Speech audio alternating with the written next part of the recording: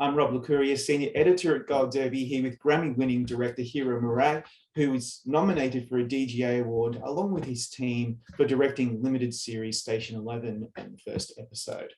Hiro, at first blush, Station 11 might make for uncomfortable viewing. It's set during a flu pandemic, it wipes out almost all of civilization, and we can't help but relate our story, our shared lived-in experience over the last 2 years to this. So were you conscious of that and of the inevitable parallels between our experience and the world of Station 11?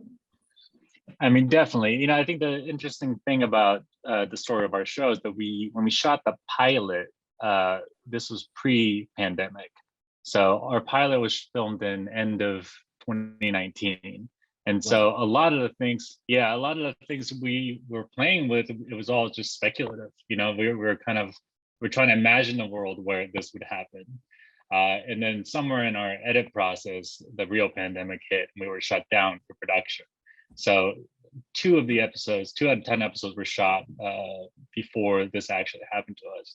And so in a lot of ways, the bulk of the show is us sort of, negotiating with the fact that this hypothetical situation became a reality for us, and us kind of, working out our own feelings about being in the real life pandemic. But it was definitely a surreal experience, and a lot of our own experience with the real pandemic went into the making of the show. But yeah, I mean, when we first started, it was not obviously not a thought that we had in mind. Wow, I mean, it's so eerily prescient. I mean, it's insane. For example, the first episode at times is quite confronting. We witness a plane fall from the sky and explode, crash in a fiery explosion. But it also features these beautiful moments of calm as we see glimpses of a post-apocalyptic world in which flora and fauna have enveloped the spaces previously occupied by humanity. And that's what I found actually most compelling for some reason. I found it really calming. What was the key to giving the audience that sense of what the world might look like post-pandemic, in a distant future?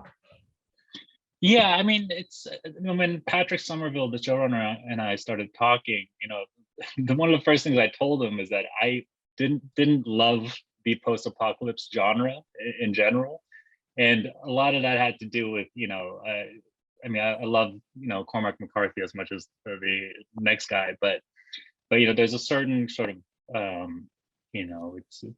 it tends to be about desperation, and it's about emotional stoicism and survival. It's usually very aesthetically bleak, and it's a very tough world to kind of live in for a long time. And so the idea of doing something that kind of subverted that expectation was really exciting to me.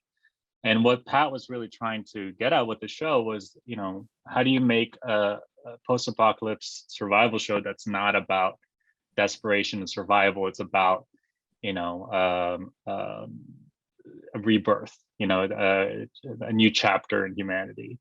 And so it was kind of baked into our premise very early on. And so I started approaching the first episode. A lot of the first episode takes place in a very sort of claustrophobic, big Chicago skyline, and it's these 2 small characters trying to navigate, going from one side of the town to the next. And we try to imagine if you were,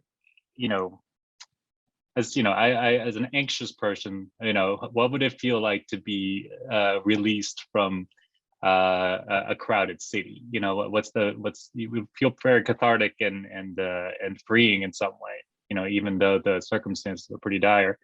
And so we kind of built the first episode around the contrast of these kind of big, towering, ominous, monolithic skyline versus the year 20 flashes, where even though it's sort of eerily quiet, it's also very pastoral and quiet and serene in some ways. Yeah, I love how the show jumps around a bit and takes back and forth, pre and post, the before and obviously the present, which is in 20 years time. But I think that relationship between Jeevan and the young Kirsten is so pivotal to the entire narrative. It's our way in emotionally, I think. It's really compelling, beautifully rendered, paternal bond that they share. And I found it really authentic and genuine, and it could, and maybe it would have been so if it wasn't done properly. I was just wondering how challenging it was to achieve that connection between those two actors and to make that bond so pivotal to the entire story. I mean, a lot of that, the credit for that has to go to Himesh and Matilda, who played Jeevan, and young Kirsten. You know, it's so much about it is the dynamic and chemistry they naturally have. But you know, even conceptually, I think Pat and I early on talked about how we wanted this show to be this big genre piece, but have it, you know, the scope of it be super intimate, you know, even though it's about kind of a world building, in some ways, science fiction story. You know, I think everything that was important to us in the story were just small character chemistry and interactions. And, you know, all of episode 1 hinges on how Jeevan and Kirsten bounce off of each other, you know. And Himesh, just when I first met him, he just had this very like soulful, you know, aura to him. And but he was also so funny and quick and, you know, evasive, and you know, all these qualities that I personally related to, but also it just kind of reminded me of just, you know, a lot of my friends, honestly, you know, like kind of stunted in adolescence, you know, good-hearted people who are trying to do the right thing at the right time, but you know, trying to find the courage to do so.